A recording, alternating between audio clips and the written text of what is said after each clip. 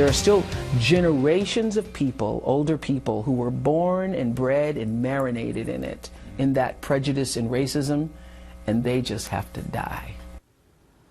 Well, that was Oprah Winfrey during an overseas interview last week, saying that many of the president's critics are actually motivated by racism and suggesting the country just needs to wait for them to die. We've heard she went on from there.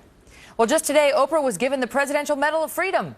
That's the highest civilian award in the United States, and it is designed to recognize those who have, quote, made an especially meritorious contribution to the national interest. Trace Gallagher has more. Trace? And Oprah, Megyn, was among 16 Americans to win the Presidential Medal of Freedom this year. The president honored her by saying that she rose up from a childhood of poverty and abuse to the pinnacle of the entertainment world. Here's the president. Listen.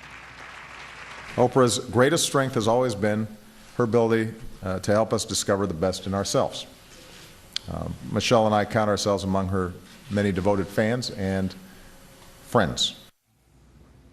And she is a devoted defender of the president. During an interview with the BBC last week, she was asked if the president would be treated the same way if he was white, and would he face the same confrontation. Oprah said this. Yeah, I think that there's a level of disrespect for the office that occurs, and that occurs in some cases and maybe even many cases because he's African American.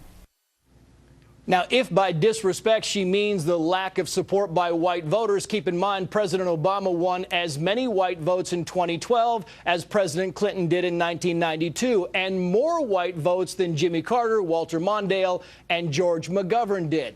And if by disrespect Oprah means the resistance to the Affordable Care Act, historians point to the incredible resistance back in 1992 for the push for health care, then spearheaded by Hillary Clinton. Oprah's show, by the way, Megyn, ended 2 years ago. Her network has been on the air 2.5 years. The network very much still struggling in the ratings. Can't get the same magic the show had. Megyn. Trace, thank you.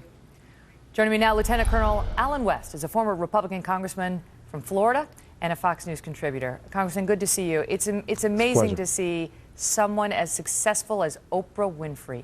I mean, a billionaire, thanks in large part to American viewers loving her. White, black, brown, you name it, loving her, talking about racist Americans.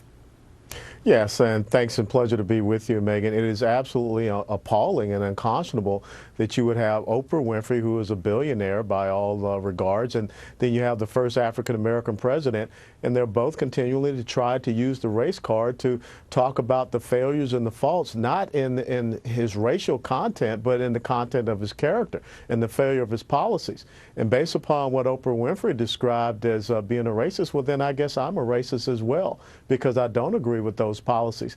But what is really interesting is how, Oprah Winfrey or, Morgan Freeman or some of the others, when black conservatives are attacked viciously by white liberals, you don't hear anything from them. Or when Harry Reid can come out and say that he accepts the president because he's light-skinned and he doesn't use Negro dialect, that's accepted language coming from the left. So there is an incredible hypocrisy, and really it is setting race relations back in the United States of America.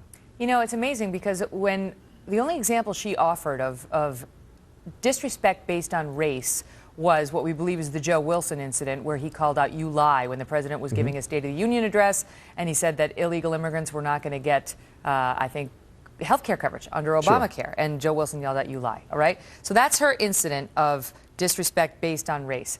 Now, in a court of law, that would not fly. There is nothing in that exchange to suggest it's based on race. But some of the other incidents you point to, and even, didn't Joe Biden once refer to then candidate Barack Obama? Yeah. He's so clean and articulate. Yes. Now that would fly in a court of law. And yet, she seems to be. Where is the evidence that the president's critics, and she's not talking about crazy internet, critics from the Sounders. She's talking about Joe Wilson, are basing their upset on race. Well, there doesn't have to be any evidence for the people on the left. And understand, when you call out the race card, that is the last line of defense for them to try to get you to back off, because no one wants to be called a racist. And that's the means by which you try to silence people. And really, that is a suppression of your freedom of speech in this great nation in which we live. So this is a tactic that comes from the Saul Alinsky Rules for Radicals school of thought, which, of course, was born out of Chicago, which is where the president is from. And if we continue to allow people to throw this against us, Robert Redford just recently did it as well, then we're going to allow the president to believe that he can do and say whatever he wishes and whatever he wants. And you just had Congressman DeSantis on, and you showed that video of what the president said as a candidate back in 2008, how he was going to honor the Constitution, and look at the things that he has done now. Yeah. It's interesting to see how her ratings have gone down. I heard her TV success has struggled since she did get political and started making certain statements like this. I mean, there's no question there are some racist people out there, and some people criticize the president based on racist views, but the example she used was telling, and it was interesting to see her honored today. Colonel West, thank you. Yeah. Thank you, Megan. I mean, a lot of people love Oprah. I mean, obviously, you don't make $1 billion in this country on TV if people don't love you, and yet she stirs the pot sometimes. We're still taking your thoughts on that. Send me a tweet at Megyn Kelly.